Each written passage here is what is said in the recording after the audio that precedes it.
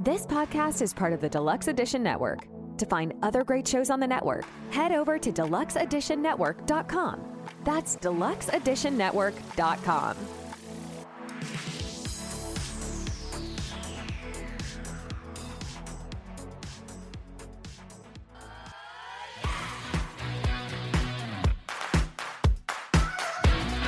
Coffee-fueled stories.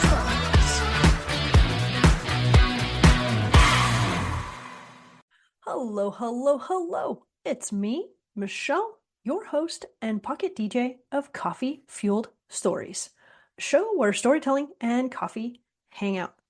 This week's special guest is Richard Farren Barber. Hello, welcome. Hi, Michelle. Thank you for joining. This is very cool. So you are do you live in Nottingham? Yeah, well, I live outside of Nottingham. If I try and describe where I live, people quickly glaze over. So Nottingham's the closest place. All right. I was watching the interview that you did with Anita, and you were talking about football, the football club there. Yes. So I wanted to ask you real quick before we dive into your book, do you wear like the beanie or the scarf or a jersey or anything? Are you like that fan? I've got scarves behind me. I've got a scarf and a duck that my wife bought me. So she's feeding the frenzy. So yeah, and I've got hoodies and things. But no, not a beanie. Or one of those wooden rattlers you see sometimes from the 50s.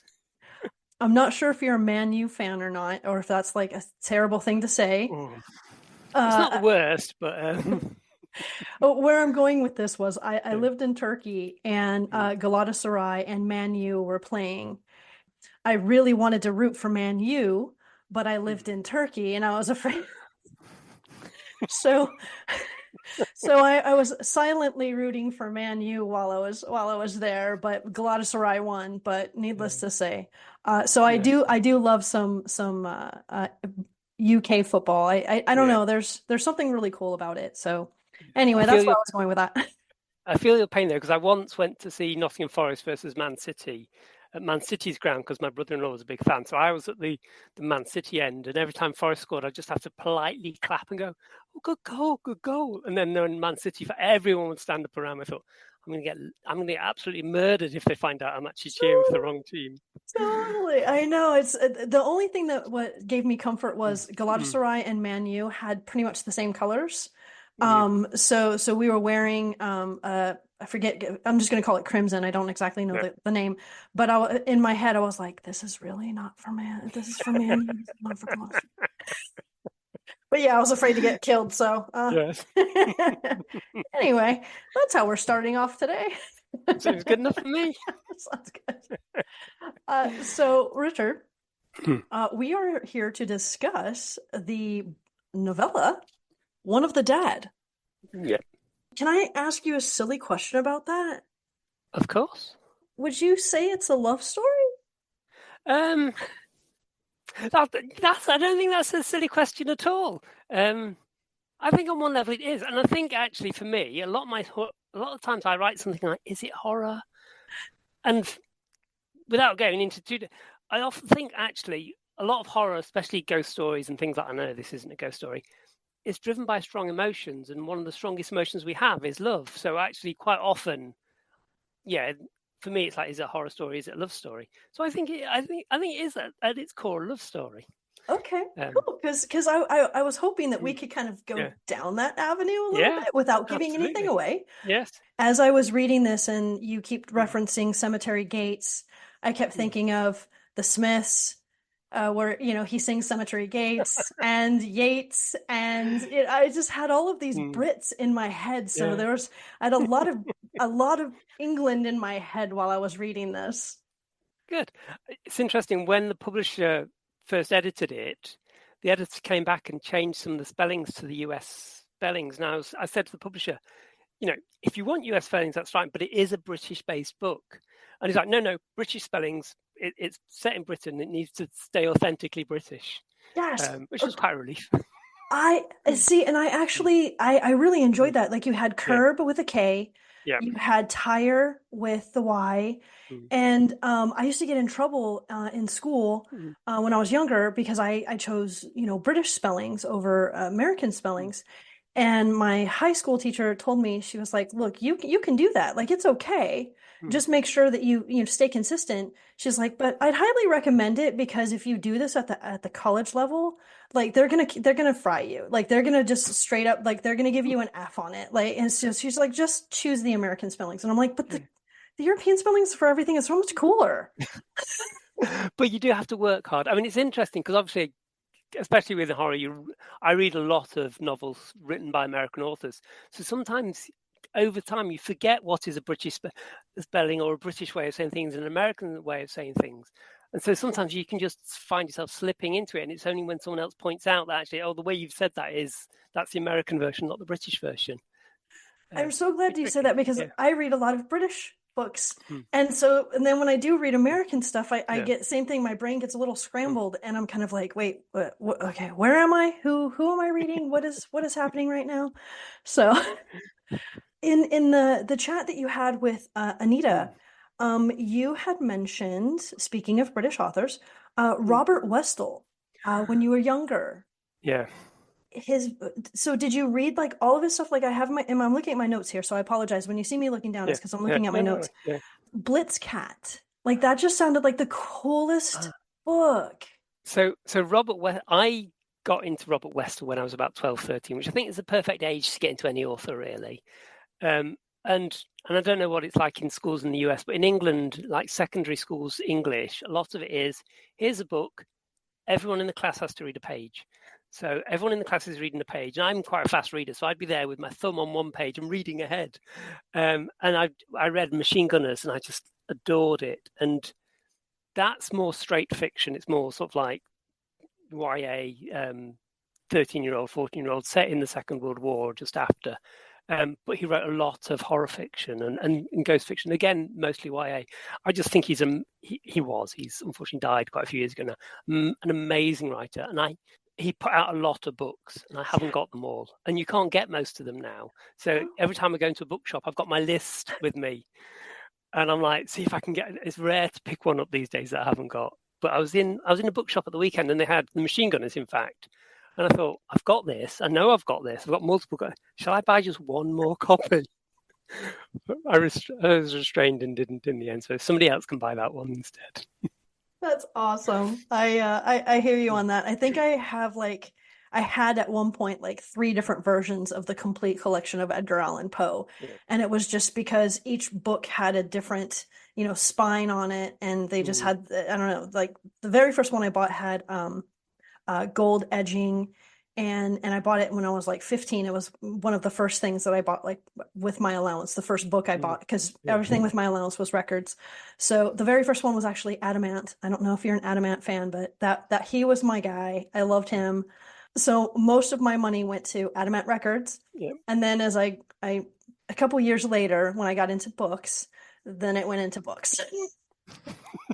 So Edgar Allan Poe, lots of Edgar Allan Poe.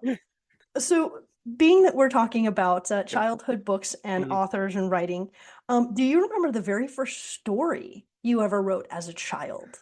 Oh, I remember like in primary school. I can't remember the details of it, but I used to be really good at in primary school. It's like you'd have half an hour creative writing time. And I used to be really good at writing it, and then it'd be like, right, everyone, it's playtime. It's like, okay. And then they all died. And so you'd finish it off in like a sentence, and off I'd go. I remember the first story of any length, and it's sad saying this in hindsight. It was called The Red Berry. I don't think I've ever told anyone this one. And it was very Enid Blyton-ish. It was basically a group of kids eat a red berry, and they're taken to another world and off into another land, and very sort of like Folk of the Faraway Tree and that kind of thing. And I was really proud because it was at least 2 pages long. And that was as far. I ran out of steam after 2 pages. But yeah, that's the one I every now and then think, oh, I quite like that. But I've never revisited it. Oh my gosh, that's adorable. when you look back at your childhood mind, right? Yeah. And you're like, God, what was I thinking? And you're like, that's just it. You're not really supposed to be thinking. You're a child, and you're supposed to just, Just get thoughts on with just, it. thoughts come in, and you're like, hey, and the next thing you know, you're like, oh, I have to go play now. Okay, like that's the beauty of Yeah, childhood, right? yeah, definitely.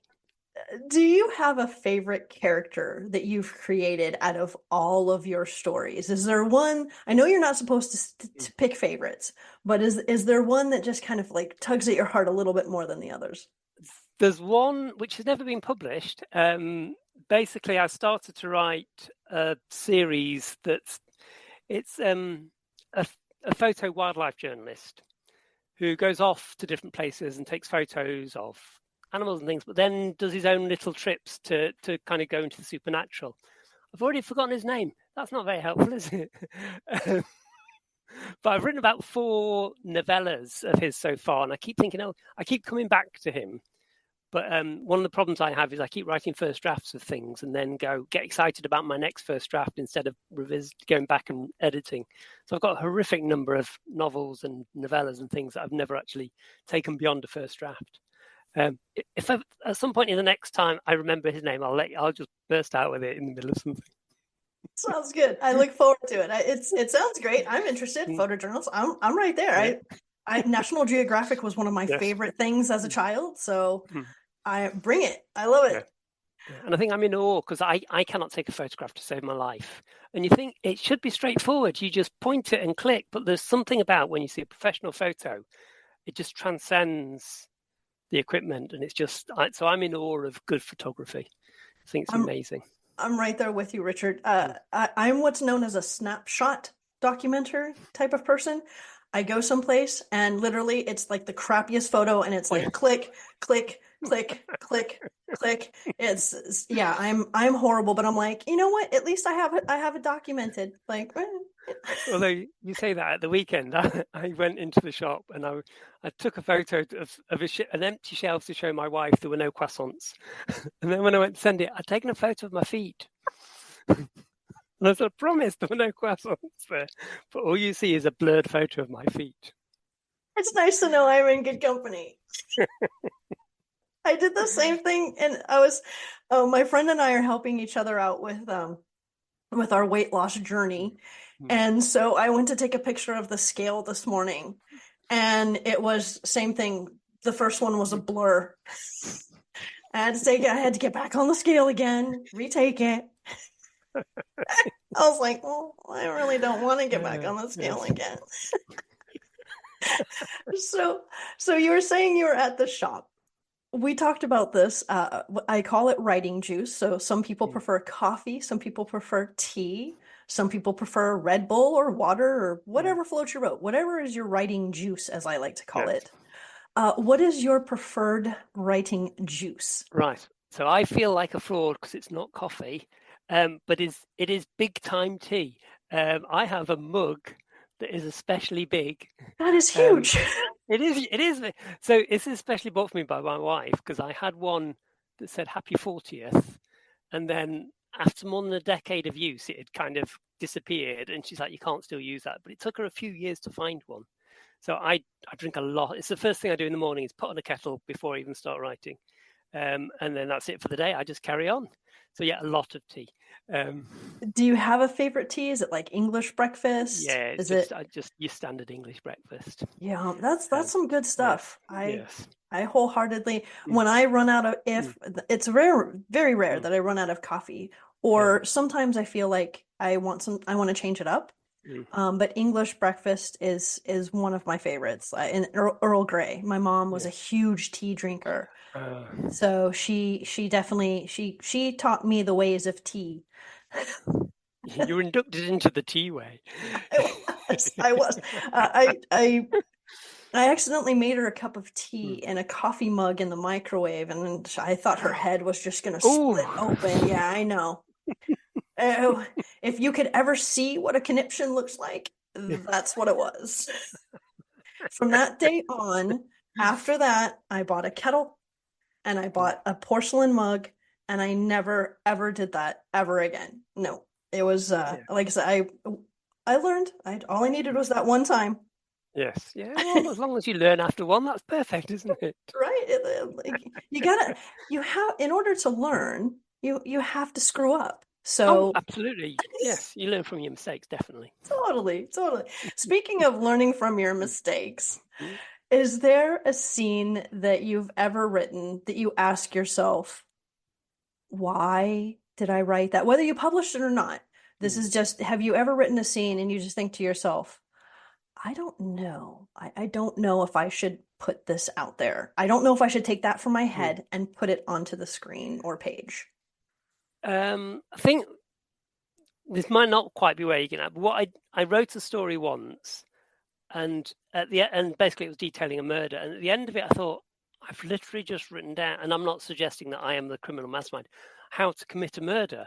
And I'm like, I'm not sure I can take the responsibility for that, because it was really detailed. It was, you do this, you do this, you do this, and it was research and everything. I mean, it's a bit like, with any writer, you don't want to look at anyone's search history online, because all sorts will come up. But that one, I was like, I had to then, when I re-edited it, I just changed some bits, because I thought I daren't, just in case if anything ever came up with this exact cause of death, I would feel so guilty that I was like, oh God, I've just told someone how to kill someone and get away with it. Oh, right. Isn't that like the Yeah. scariest? Is like you said, like the search history, you're like, but we need to research this. We need to know how to write this scene. Yeah. And so, yeah, as I totally agree with you regarding that. Yeah. I mean, I was just doing the other week, just to try and get away from what I was writing, I wrote a short story, and it wasn't supposed to be this, but it ended up being 4 men who had been training to be Catholic priests. And I ended up saying to my wife, if you see my search history, I promise I'm not thinking about going into the priesthood, because it was all like, what's ordination? How long do you have to be a priest? And there was all this stuff in my search history about becoming a Catholic priest. And then I thought, oh, it's a bit odd. Oh my God. That's probably like, I don't know. I think we should just automatically get that card should just, if you just have like writer, if you just say, look, I'm a writer, like we should just get scot-free in regard to our search history. Like don't, it's research, honest. Yeah. Because I don't know what it's like in the US, but in the UK, we have something called GCHQ, which is like our spy masters. And every now and then I think, I know that they have access to the internet. I know that they're looking for keywords. And every now and then I think, I'm going to get a knock at the door over something. Totally. Oh my God. That's got to be like the worst. It's like we want to, so in order, we want to write where you give the reader fear, right? You want them to be fearful. And now here you are having that same fear come back at you slightly in a different way. So that leads right to the next question I have for you. Ghost stories. Oh, I love ghost stories. So you had mentioned ghost stories. There's Thin Air. I can't remember her name. I was writing down. I was doing my. Thank you. Yeah. I was doing my research on you. I was trying to get a little bit of background on you. Yeah. And Thin Air was the book that was referenced. And then I saw that you also did this UK Ghost Story Festival. Oh yes. How was that? What was that like? Great fun. I mean, there's a guy who's based in Derby, which is near Nottingham, so middle of England, who's a brilliant organizer of like horror and ghost events. And so it was set in Derby, so not too far away from me. And he just, because I've known him for like 10, 15 years and done things and done conferences and things, so we know each other. So he just said, do you want to do a session? And I was like, that sounds great to me. But what I love about those sorts of things is, and I really missed this during COVID, and I didn't realize during COVID in the pandemic when everything was locked down until I did a session afterwards, which is, in my normal world, in my day-to-day world, there's not a lot of people I can talk to at length about horror fiction without, getting a very odd look. So when you go into that room and you're talking to loads of people and you've got the same points of references and the same obsessions, there's just something really freeing and it's just absolutely just enjoyable. So absolutely adored it. And ghosts are my thing, definitely. That's awesome. So you also did a writing workshop at Other Worlds. Yeah, about the same Monster? guy. Yeah, Okay, yeah, okay. yeah. That was the one I did. The first one I did post-COVID, and I'm quite an introvert by nature. I'm massively introvert. I'm terrible in a room, but I think as a just going into that session and going into people and talking about monsters and building monsters, I think because I think a lot of writers you join writing groups to find similar people, and I mean the writing group I joined, and I suspect a lot are like this. After a while, it's like you look at each other and go, right, who's doing the next session? So you get used to doing sessions for other writers, and then just doing that first post-COVID one, which was about creating your own monster and just trying to think about what is a monster and how it works and things. Again, it was just really good just to be chatting about horror novels and horror fiction for an hour and a half. It was brilliant fun. It's funny that you say that, Mm. because that's exactly like us, you know, readers, writers. Yeah. We're weird in that way because we go off and we sit in our little, you know, hidey holes, and we just bang out, and we take these terrible, horrible thoughts, and we, you know, put them onto the paper, the page in our computers. And then when we do meet up, we get excited to share the sickness that we've created, right? And we're like, oh my God, you are not going to believe what I just came up with, right? And we get, like you said, we get excited. And it's like, it's nice to know that we're normal in that regard. Right. And it is that bit, that wanting to share when you read a really good book. You're like, I want everyone to know what this book is. I just want everyone to experience what I've just experienced because it's so great. That's awesome. So that's going to lead to this question, and this might be a loaded question. So why horror? How did you get into horror? What was the draw for you? And do you remember that first horror story that you read? I genuinely don't know. I think, and this is going to sound trite to say, I think horror picked me. I know my mum used to say, why do you just like things? Why can't you like nice things? Why do you have to? And it's not just about fiction, but it's like things like, why do you like Kurt Cobain and all these people, all the druggies and things? I think I can have like at my head now as to why I like horror, but I think originally it's a very visceral thing. I remember, again, like being 12, 13 and reading Robert Westall and quite a lot of his ghost horror fiction, but then getting into, in the UK, we had Pan Horror and Fontana Horror, where you had lots of short stories. And I just devoured those. And that was like as an early teenager. And then I didn't. Then I got into science fiction and fantasy big time and moved away from horror. And it wasn't until I was 18, 19, and I was at university and I'd run out of books, which is a horrific idea. I just break into a cold sweat thinking about it. I just got goosebumps. Yeah, it's just horrific. Yeah. So I was at university, first year of university, I ran out of books, and this was in London. And I went down, and there was this amazing, on the side of the road in the middle of North London, just this amazing bookstores that were like £1 each. It was just really cheap. And as a student, that's what I needed. And I just picked up a book by Stephen King called The Dead Zone. And I thought, I've heard of I was really snobby and horrible. And I was like, I've heard of Stephen King. It's horror. It's just nothing. But I might as well because I've got nothing to read. And I just read it in about a day. And that's when I kind of got back into it. And I think once you find what you read, to an extent, when you start writing, you end up sort of like echoing what you've read. Because it's for me, I write what I enjoy. So I read horror.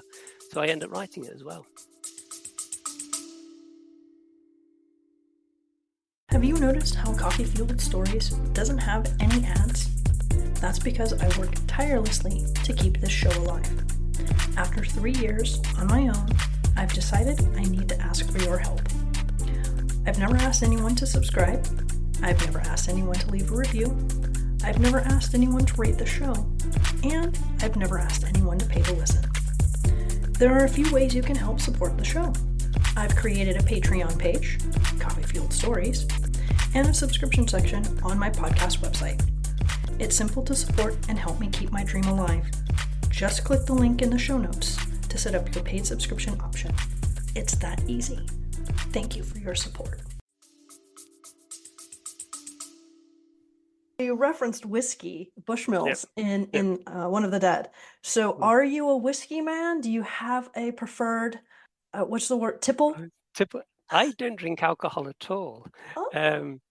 But that's a nod to my wife. My wife is from Northern Ireland, and Bushmills is from about 5 miles away from her hometown.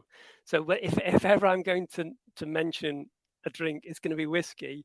And in all my books, if it's whiskey, it's going to be Bushmills. So it's just like a little hark back to her for a moment.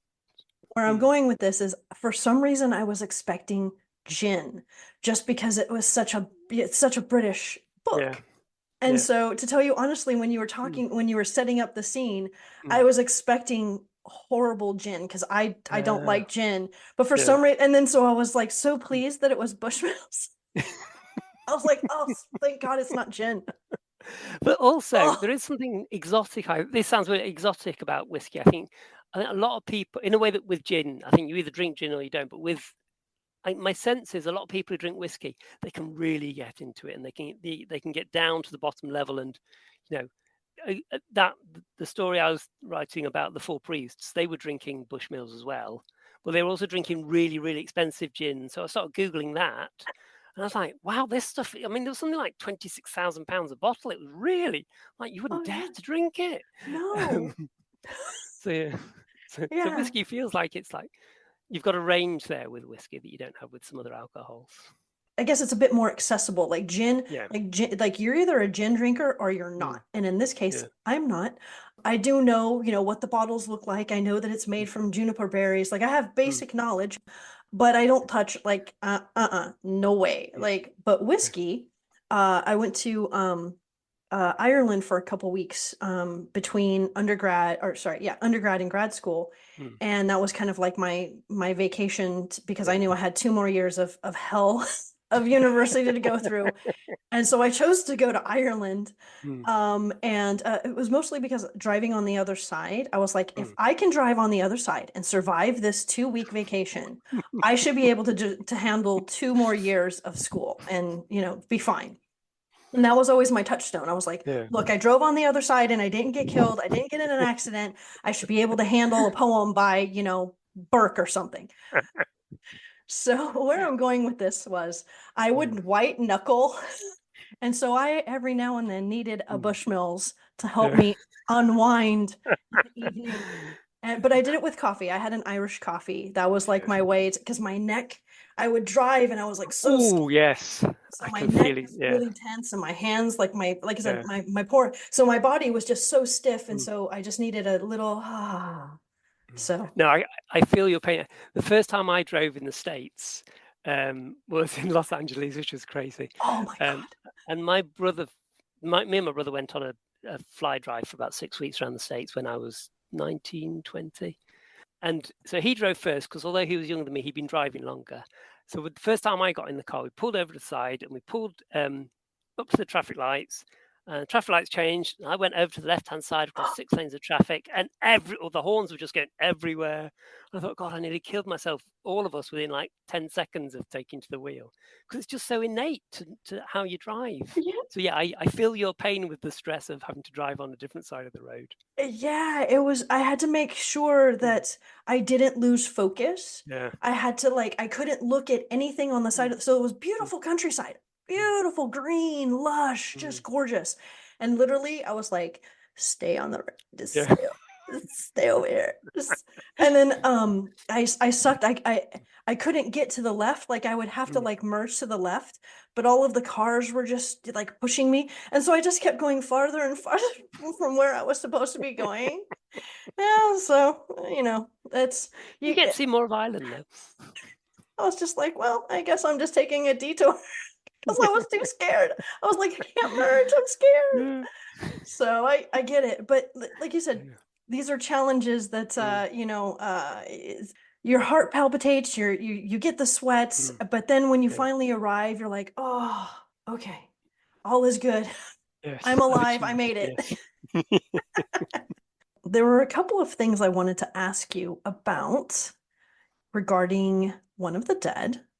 We talked a little bit about the love story question.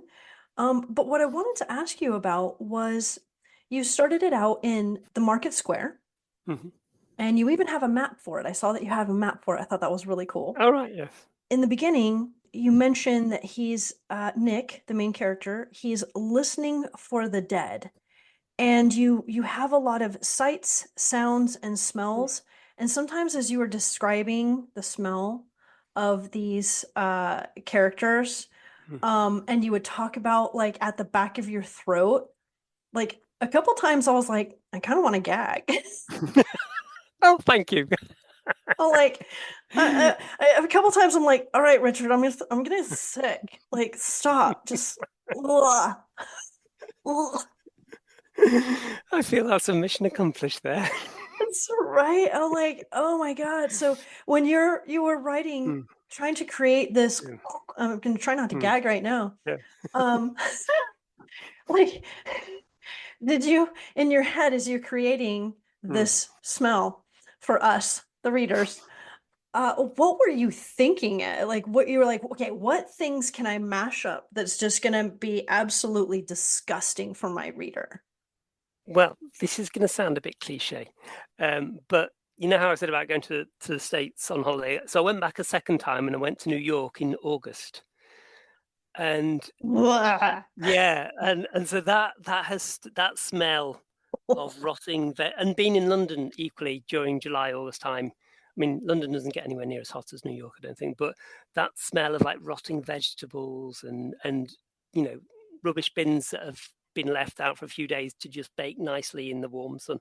That where you can taste it and feel it at the back of your throat. That was Yeah. kind of in my head.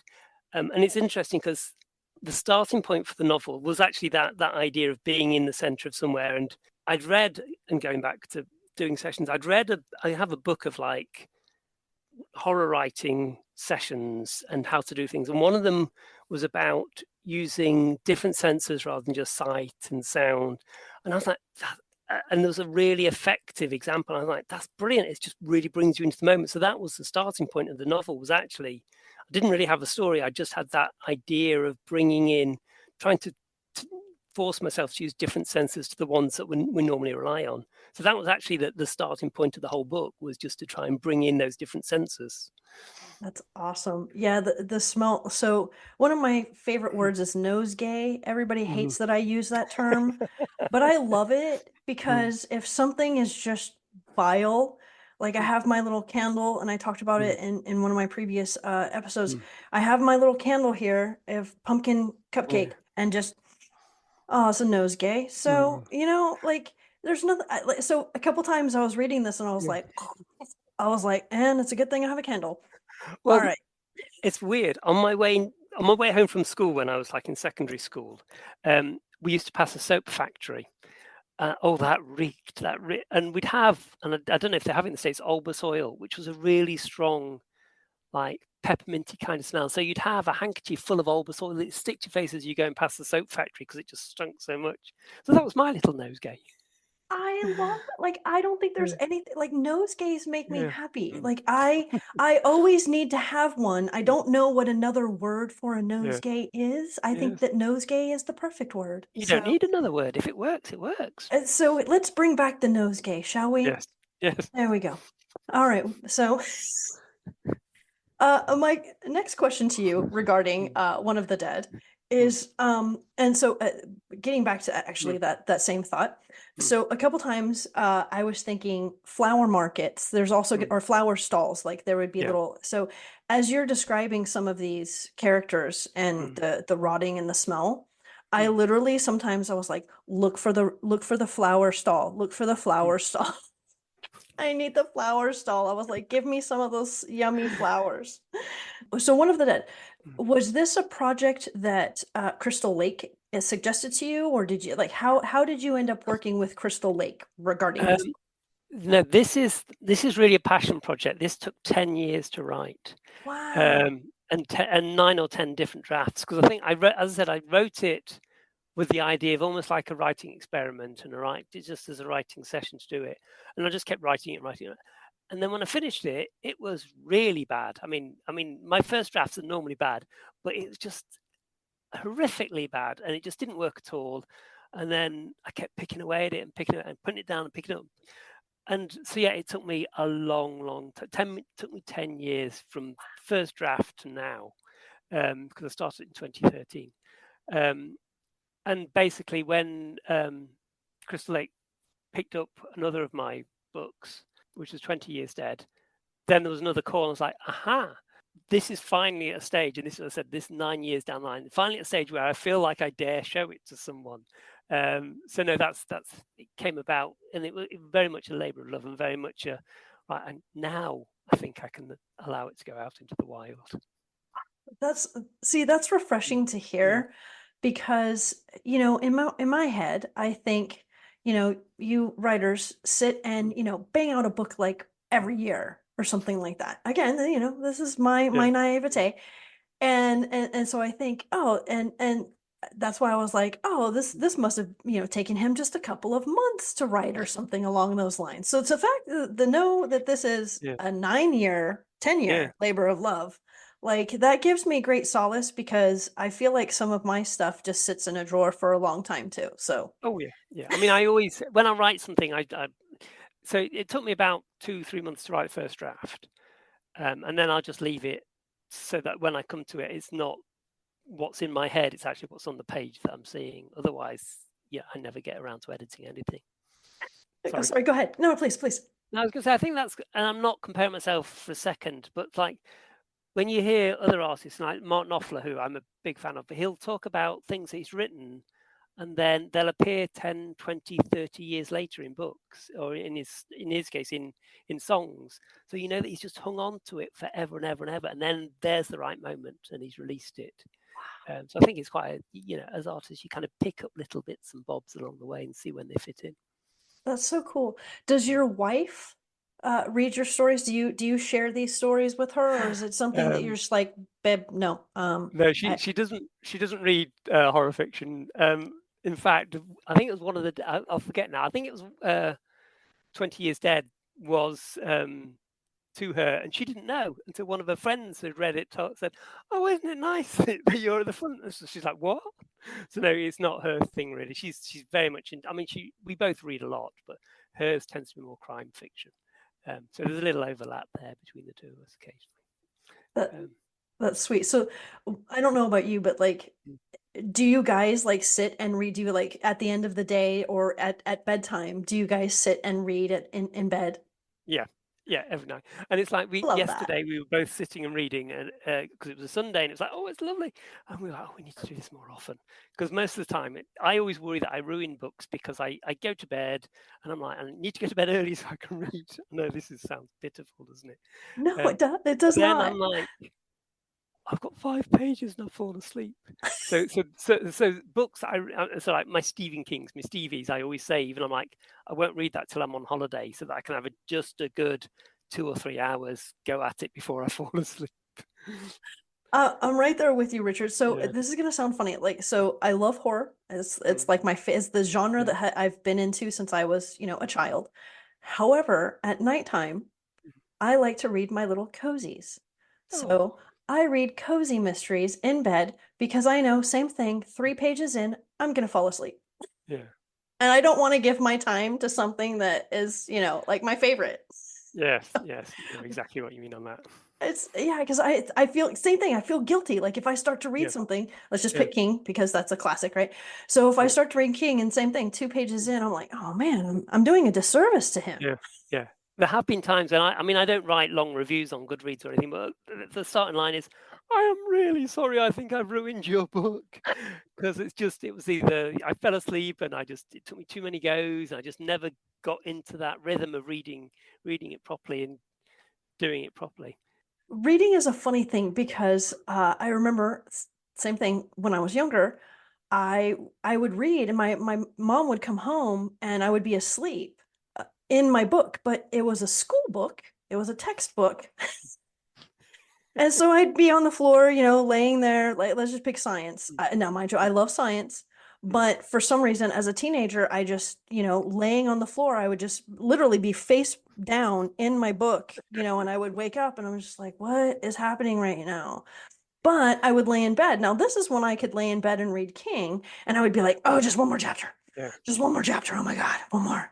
Oh my God, it's 2:00 in the morning. Yeah. And then I was like, well, no wonder I fell asleep on my studying. I was up till 2:00 the night before reading King. And again, I can't do that now. But especially when I was at university, I staying up till 2 or 3 in the morning and reading a good book was just fantastic. That's probably why I ran out of books. That was a common thing for me to do. Oh my goodness. So that being said, we're coming to the end of our chat, but I wanted to bring a quote to you to kind of bring it back to the beginning here, where we were talking about Robert Westall. He said, this is from him, quote, "Bringing his hero to the brink of death or disillusion was like his favorite thing to do." Would you agree that you like to do that to your characters too?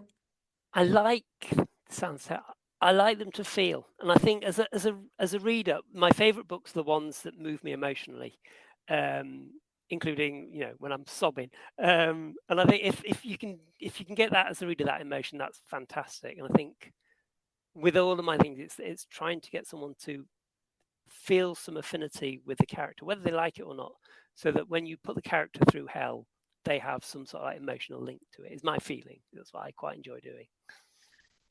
And you did that because I don't want to give anything away, because we want the readers to feel what we're feeling, what we're talking about right now. But that I was just like, oh shit,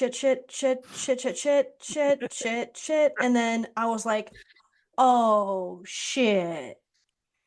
So that would be my review. Sorry, it's not the best review, but hey, it works for the start of 4 weddings and a funeral. I mean, I could have said, oh damn, oh damn, oh damn, oh damn, oh damn, oh damn, but I don't know. The oh shit just seemed to work. Yes, it works. Got a bit more impact to it, those Anglo-Saxon words.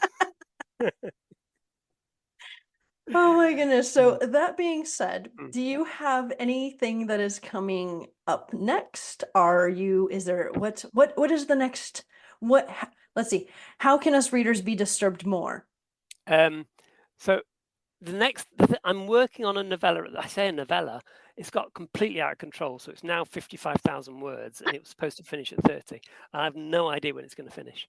So that's that, but that probably won't see the light of day for a few years. I've got 2 novellas that I'm going to, if I ever finish this one novella, I'm going to start editing. One of which I really like the idea of, and my worry is that I'll ruin it. So I've written the first draft and it's a complete mess, but I worry I'll never be able to get it right and what should be in my head. But that's horror, science fiction-y, fantasy kind of thing. It's hard to actually put it in a bracket. But it was just really good fun to write, which is what I kind of look for when I'm writing. I love that. My cheeks hurt. Like, I'm so happy to hear you say that. Like, whether you have, and whenever it comes to light, but the fact that you are just absolutely delighted to write that makes me so happy to hear that and to share that with the listeners. Like, that's awesome. Yes. So thank you so much for your time, Richard. It's been a true pleasure getting to know you and talk about your passion projects and your books and things of that nature. Thank you very much for having me. This is awesome. So my tagline is "Go forth." Oh, I know. I've got it. I've been. When can I say it? When can I say it? I'm ready. I'm ready. Bring it. For a second, I was like, please don't let me go without the tagline. As long as I've got this right now, because it's surely go forth and be magical.